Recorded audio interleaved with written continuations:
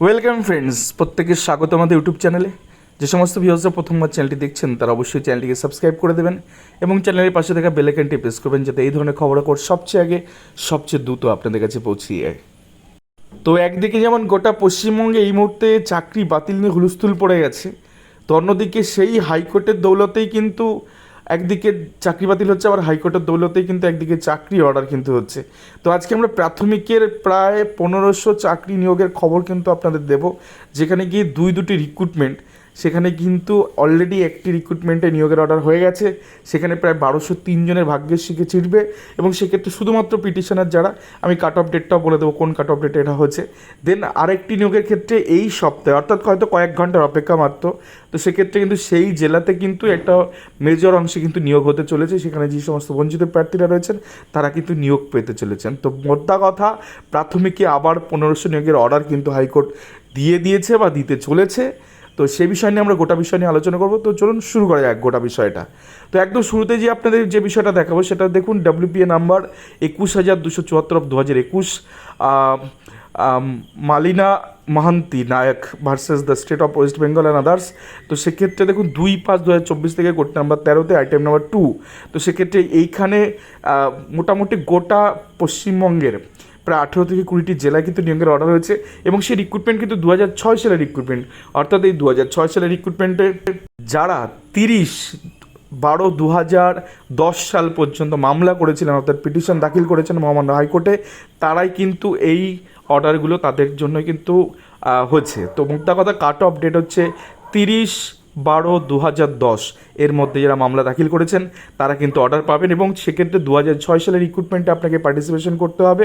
এবং সেক্ষেত্রে গুরুত্বপূর্ণ অর্ডার এটাই যে প্যানেল হয়ে গেছে, এক্সিস্টিং যে প্যানেল যেখানে দুর্নীতির বিষয়গুলো সামনে ছিল, সেগুলোকে কিন্তু জাস্টিস আশা মান্তা স্যার তিনি কিন্তু মোদ্দা কথা এখানে হাত দেননি এবং বলেছেন আনটাচ রাখা হবে এই প্যানেলে যারা নিয়োগ পেয়েছিলেন তাদেরকে। তো তাদেরকে আনটাচ রেখে বাকি যে রিমেনিং যে পিটিশনার আছে, সেখানে পিটিশনার ভিত্তিক প্রায় 1203 জনের নিয়োগের কিন্তু অর্ডার হয়েছে এবং সেক্ষেত্রে 2006 সালের রিক্রুটমেন্ট এটা হয়েছে। তো এটার অর্ডার অলরেডি ডান, সেটা হচ্ছে 2/5/2024 তারিখে।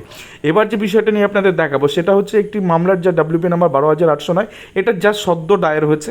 আর তো সেক্ষেত্রে এই যে ডিস্ট্রিক্ট, এটা হচ্ছে 2009 সালের যে রিক্রুটমেন্ট হয়েছিল প্রাথমিকের ক্ষেত্রে, সেখানে 3টে ডিস্ট্রিক্ট অলরেডি হাওড়া, মালদা এবং উত্তর 24 পরগনা কিন্তু অলরেডি সে অর্ডার কমপ্লাই করার দিকে এগোচ্ছে। উত্তর 24 পরগনা ডকুমেন্ট জমা নিচ্ছে, তার লাস্ট ডেট হচ্ছে 13ই মে সম্ভবত।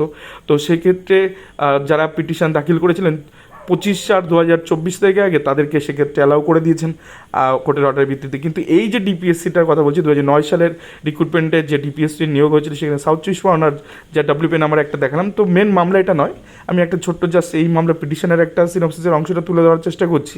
দেখুন 640, অর্থাৎ 640টা পোস্টে, অর্থাৎ ওইদিকে যেমন 1200 আর এদিকে 640, অলমোস্ট 1800 সিটে কিন্তু নিয়োগের একটা সম্ভাবনা তৈরি হলো। অলরেডি 1200 হয়ে গেছে। তো এই ক্ষেত্রে 640টা পোস্টে যদি এক্ষেত্রে কোর্ট অর্ডার দিয়ে দেয়, একদম সপ্তাহের শুরুতেই মামলা উঠছে এবং সেক্ষেত্রে নিয়োগের অর্ডারও আশা করি হয়ে যাবে। তো 640 জনের ভাগ্যের শিখে কিন্তু ছিটতে চলেছে সাউথ 24 পরগনা ডিপিএসসি 2009-এর ক্ষেত্রে। তো মোদ্দা কথা, প্রাথমিকে আবার কিন্তু 1800 1850 নিয়োগের কিন্তু অর্ডার কিন্তু মহামান্য হাইকোর্ট একদিকে দিতে চলেছেন বা দিয়েছেন।